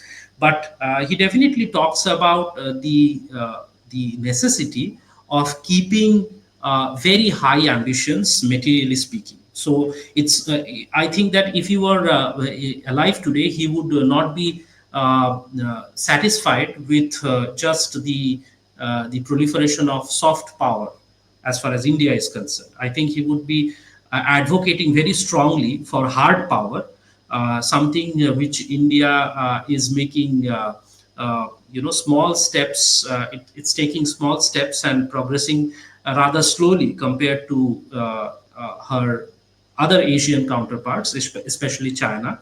So, uh, Professor Sarkar, I think, would have been very, very critical of the sloth in India's acquiring of economic and military power. I think he would be critical, and I think he would be boldly advocating India's global ambitions, India's ambitions of dominating, first of all, the Southern Asian region, and also all of Asia. It would be a kind of advocacy for a real Vishwaguru, rather than Vishwaguru status based only on soft power. So nowadays we have the idea of India having a lot of soft power because it is kind of importing yoga and spirituality to the West, which is again quite uh, illusory, I think, because it is not India which is importing yoga and spirituality to the West any longer. It is rather the other way around, where the West has sort of almost, I won't say it has completely assimilated, but it has almost assimilated. It is on the verge of completely assimilating yoga and spirituality, especially with regard to Hinduism and Buddhism. And the flow has now, shifted. It is now coming from the West towards India, and the Indians are in awe, especially the Indian middle class and Indian leadership, because the leadership also mostly come from the middle class. Exceptions are there. Our Prime Minister, Honorable Prime Minister himself, is not from the middle class background, but his ministry, his cabinet, and the bureaucracy, the whole bureaucracy, which is basically the framework through which he has to run the country, comes from that middle class background. And because it comes from that background, it shares the same attitudes, it shares the same aspirations as the middle class of India. So it's still the middle class of India is in awe of the West. It aspires to send its children to the West, to get them educated in the West, and they themselves aspire to have a better life in the West. And instead of sort of taking responsibility of making changes happen in this country. So I think Professor Sarkar would have been very, very critical of all of this, um, uh, being the person that he was, and he would have advocated for a strong India, something that can be described as a Vishwaguru in material terms, in positive terms. Because we are discussing positive background of Hindu sociology, I think he would have advocated for this worldly, materialistic, economic, sociological, political power for India, hard power for India. Yes. So actually, while we are talking, in the screen you can see Hindu culture as world power.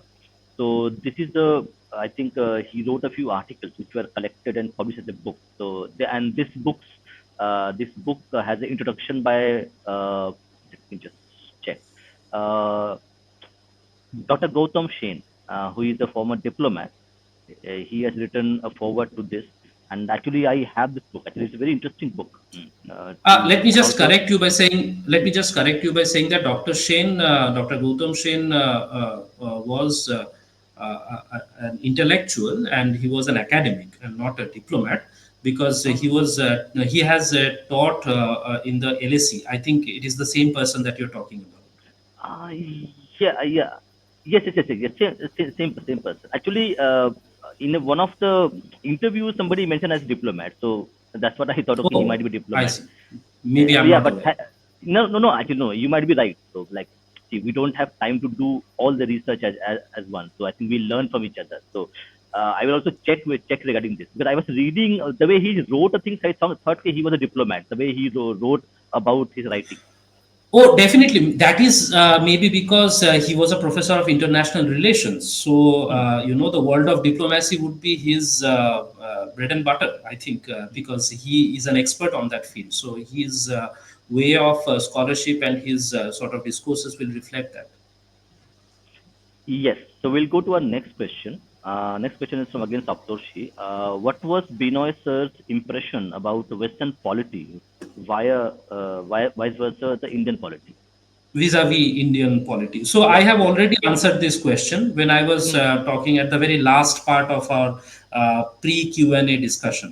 I said that when we are talking about comparing Western society, ancient, classical, or medieval Western society with the Indian classical and medieval societies, we should keep in mind that their progress in all sorts of material parameters, economic, sociological, political, were going hand in hand. So the development was not very disproportionately different from each other.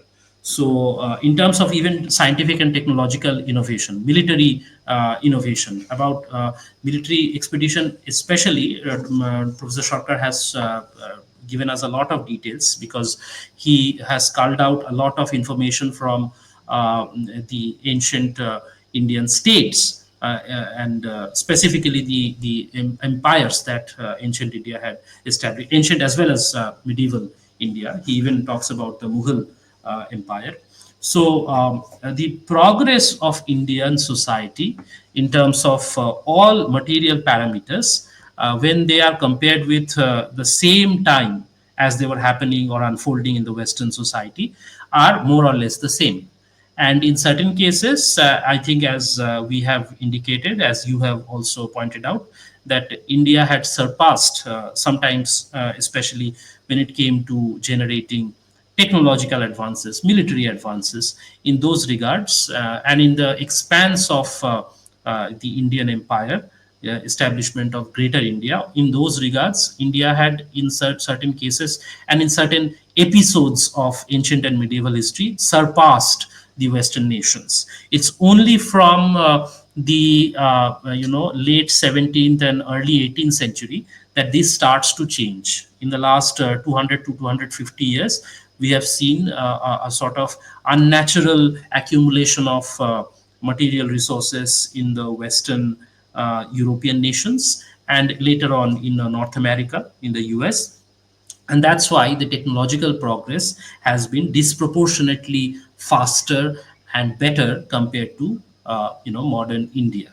So, if unless we keep that historical comparative context in mind, we are going to believe that India has always been a backward society, which is not the case.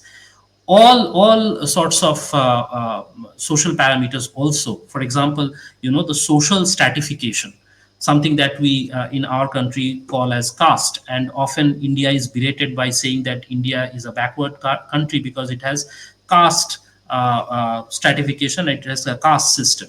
But I think Professor Sarkar and also the other European sociologists that he has referred to, whose works he had referred to, like Sorokin, have pointed out that caste was as much a reality in ancient as well as medieval West European societies. He, in fact, refers to a particular quotation from, I think, one of the German scholars, where he mentions that England's Richard II, King Richard II, uh, gives an explicit decree saying that the bonded laborers, the bonded slaves, they cannot send their children to educational institutions. So that in effect basically stops their social upward mobility.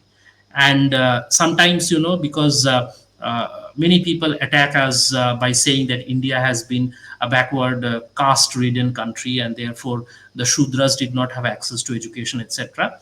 I think this should be kept in mind, even if it is true in certain cases. The same sort of social status quo prevailed in the so-called developed countries of Europe. So when we are talking about ancient and medieval Europe and ancient and medieval India, their situations were not very different from each other. Uh, Bhupendra Babu, I think you are muted. Yeah. Yeah. So actually, I think we need to do a separate discussion on the caste itself. So that we will plan it later. I think Binoy Sarkar talks a lot about caste in the fluidity of caste actually, not caste itself, but also how caste was fluid in terms of somebody could become a Brahmin or a Shudra or a Kshatriya based on the karma that he has done. So this Correct. fluidity of caste which was there in Indian society was quite unique actually. It was not there in European context or even in American No, context. no, no. Here I have to disagree with you. In fact, the comparative study that Professor Sarkar has presented here in the positive background, he basically says that this fluidity is actually a feature of all societies, and he has actually borrowed here from the Russian American sociologist Sorokin's work, whose work I have mentioned already. He says that in certain societies, this fluidity or mobility, rather, happens at a faster rate compared to other societies. So, in certain points in history, in India, the mobility was happening faster than, let's say, Italy or England. And in certain other episodes of Indian history or world history, taken as a whole, the mobility of different social groups, occupational social groups, which we now call jati or caste, really, these were progressing upward or backward. Both ways it was happening. One can go up as well as groups can go down. This was happening in India in a slower rate compared to European countries. So it is not really a very fixed kind of phenomenon, but it is universal. It is not just happening in India that different social groups had upward or downward social mobility. It was also happening in Europe. This is something that Professor Sarkar has actually shown us in the positive background. Yeah, because actually I had read a part of the book by Ram Narayan Rawat who talks about the Chamar caste. Uh, Okay. yeah, so like that I saw, but I did not know that okay, this was kind of like a like universal phenomena across the society itself. But Yeah, thank you. That actually the example that Professor Sarkar gives is from ancient Rome and medieval England. So they had the guild system for different occupational groups. So these guilds were not fixed in terms of the social status or privilege that they enjoyed. In certain cases, they were at the early stages of the ancient Roman or medieval England society, medieval English society. Certain occupational groups had higher privileges and greater status compared to others, but with time they had gone down, just like the varna, or sometimes in modern context it will be even called jati. The varna of Brahmin has been always a very elevated kind of privileged group, but in terms of the material opportunities that the Indian state provides, now it can be described as something that has gone down. If somebody is a Brahmin, someone does not have a special privilege from the Indian state. So this kind of upward and downward mobility is also a universal phenomenon across all societies. That is the observation of Professor Sarkar. thank you for that. So one more question is from wasn't Professor Benoy sir also a great stalwart who facilitated and proliferated economics literature in Bengali language? Yeah, I mean, he was quite important in this regard in sort of uh, establishing. economic studies, but he was not quite a pioneer. I think even before him, people like Shotish Chandra Mukhopadhyay, his mentor, uh, have used to run this magazine called the Dawn magazine, and in this Dawn magazine, different people, starting from R.C. Dutt, Ramesh Chandra Dutt, who had actually translated the Rig Veda, uh, uh, and several other people, not just Professor Sarkar, they had emphasized the statistical studies, that maybe in today's times will be called econometrics. So this kind of econometric scholarship, data-driven economic policy and economic surveys and economic history also, was something that had already been established by Acharya Satish Chandra Mukherjee's Dawn magazine. So, yes, Binoy Sarkar had basically been inspired by the activities of the Dawn Society and the Dawn magazine specifically, and his sociological researches reflect that reality, that inspiration, that his sociology is data driven, it is fact based. He is, very, very keen on collecting as much data as possible on Indian history, so that it is not only in the realm of idealistic history that we are talking about, but it is factual or data-driven history that Professor Sarkar talks about, and his sociology is based on that sort of data-driven history. Yeah. So this is a very important question. I think this is the best question that we have today, as of now. Uh, okay. Would like to know Sujita's view on Binoy Sir's interpretation of positivism and whether it had any influence in his later Bengali work, Hindu Rashtriya Gothan. Yeah, I think even though not specifically, but we have touched upon this issue because we talked about the idea of positive. What really is meant by the term positive, and how much of the idea of Komta has been borrowed by Professor Sarkar. So, like we said, I will just repeat that positive here has been taken only in its materialistic, its this worldly, its practical sense, and not in the sense of Comte's different stages of human evolution. He does not talk about that. He does not refer to that because it does not agree with that sort of deterministic view of human history. So that is the sense in which he uses the term positive, and that is positivism also.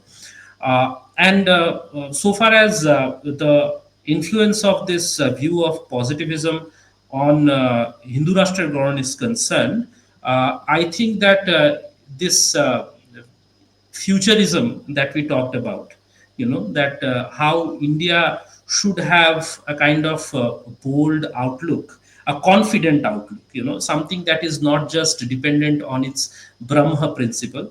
By Brahma principle, I mean, the realm of ideas and ideology, but also on the factual or practical aspect of life, which can be described as the Kshatra principle. So, the Kshatra principle and the Brahma principle can be taken as a kind of dialectic, the polar opposites, which are complementary also, and which react on each other in order to make history progress. This is a very Hegelian view of historical development, but this is something that is hinted in the works of Professor Sarkar. So he definitely talks about that sort of collaboration, between the this worldly Kshatra principle and the otherworldly Brahma principle. He says that these two must work hand in hand in order to give rise to the ideal Hindu Rashtra, which is really nothing but the ideal Indian Republic that one can think of. So, this Hindu Rashtra is not an exclusionary kind of space, it is an inclusive space, but it is something that is based on the fundamental principles of Dharma.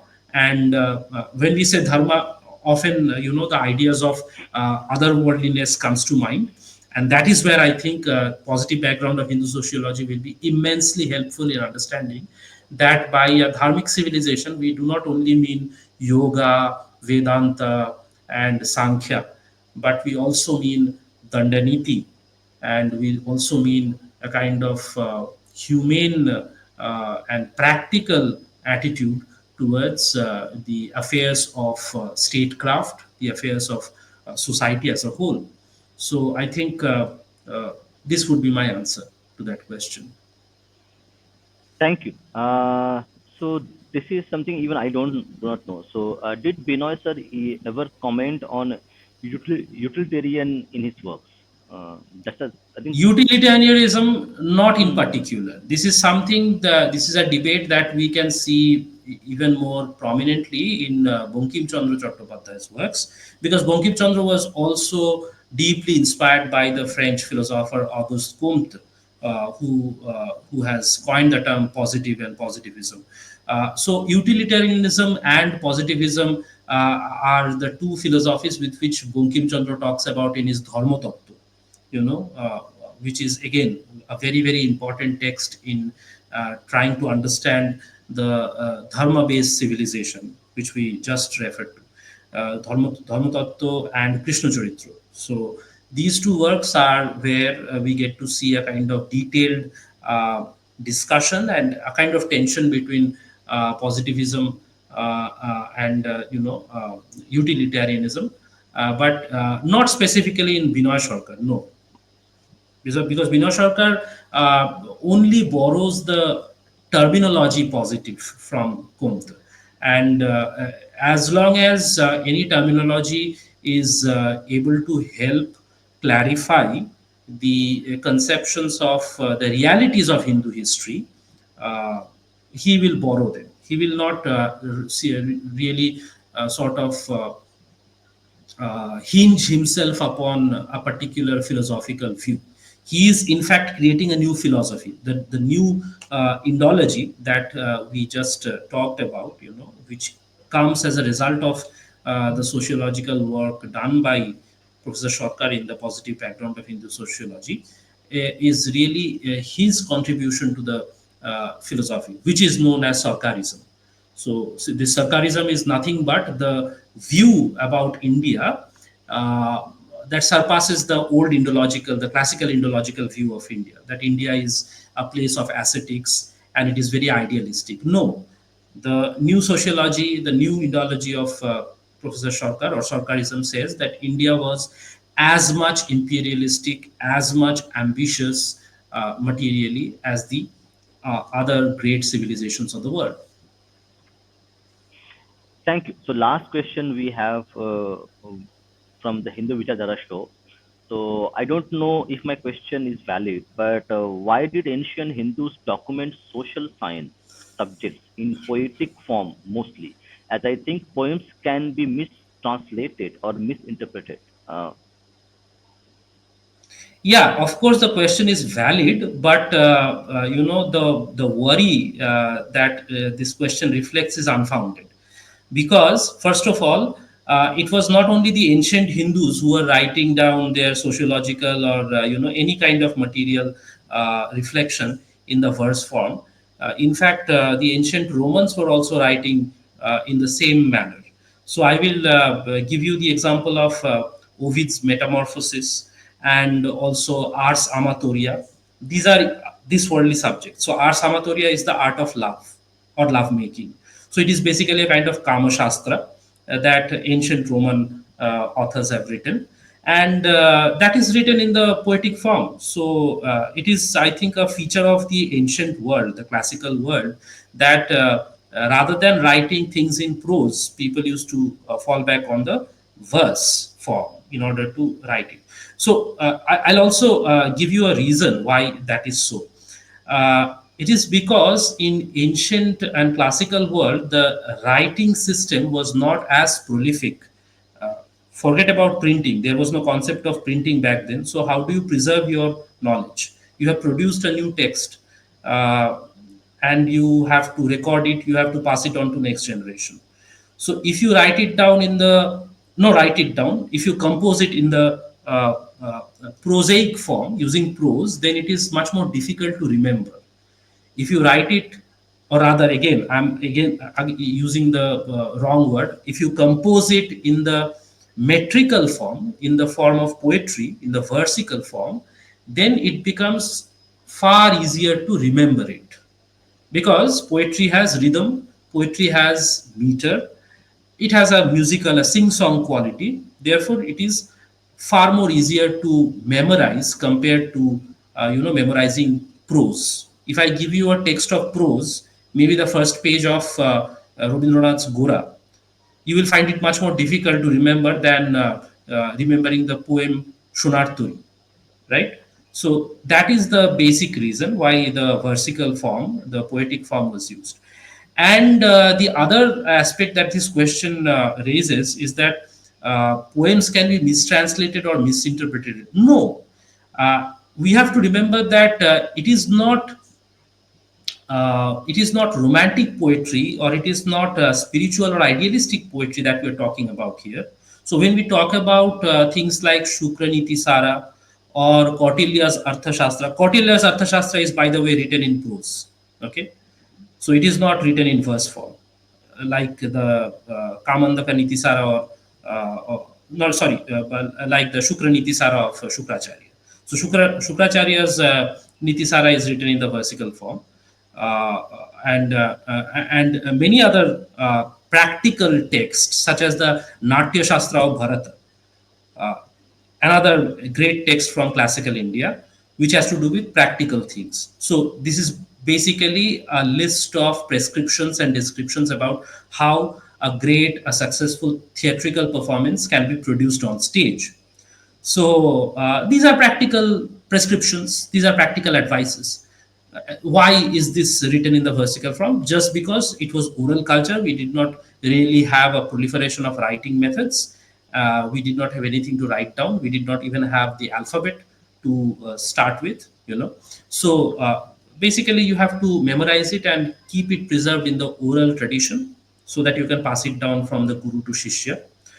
And these were completely straightforward, so it was basically instructions, set of instructions, so you don't have to worry about mistranslating or misinterpreting when you are making or writing commentaries on it, because these are straightforward instructions in the first place. So their commentaries will also be quite straightforward. There will be very little ambiguity about it. Thank you. I think this is the best question of the show today, and we got at the end of the day. It's a very interesting question, actually, quite different. Thank you for the question. So, thank you, Sujitda, for coming. Thank you for spending time with us and giving us Thank you. this knowledge. Okay, that actually we certainly need. I think we are now modern humans in such a way are living in a such kind of a, like a pressure cooker environment. Okay, where we need let out, okay, in so many ways, from No, no. cursing people to taxes to doing their office work.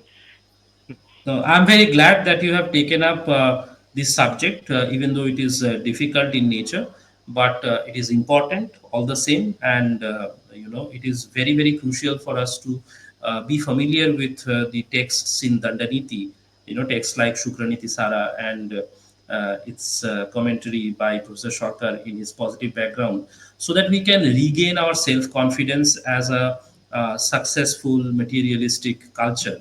And this should really be the foundation of becoming a Vishwaguru state, rather than only thinking and talking about soft power. So this really tells us that we have a history and tradition of hard power. Why don't we build on that rather than only talking about soft power?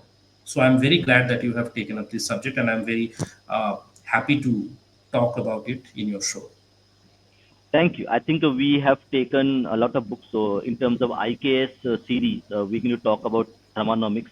We're going to read also Chanakya's Arthashastra and its Oh, interpretations, in modern interpretations. So all those actually in the pipeline. So I think nice. whole year we will be reading them. So the in terms of IKS series, we have a lot of things which are on the pipeline of reading list. Very nice. Very, very admirable. Yeah. So thank you, Sujitda, for coming. Thank Hopefully, you. Namaste. you will back again to discuss more about it. So I'll have few more things to discuss with you. That we'll do it later privately, and then we will have something. Then we'll come back again and discuss more about the IK series itself. Sure, it will be a pleasure. Thank you so Yeah. much. Good night. Thank you. Jai Shri Ram. Vande Mataram. Jai Shri Ram. Vande Mataram. Thank you.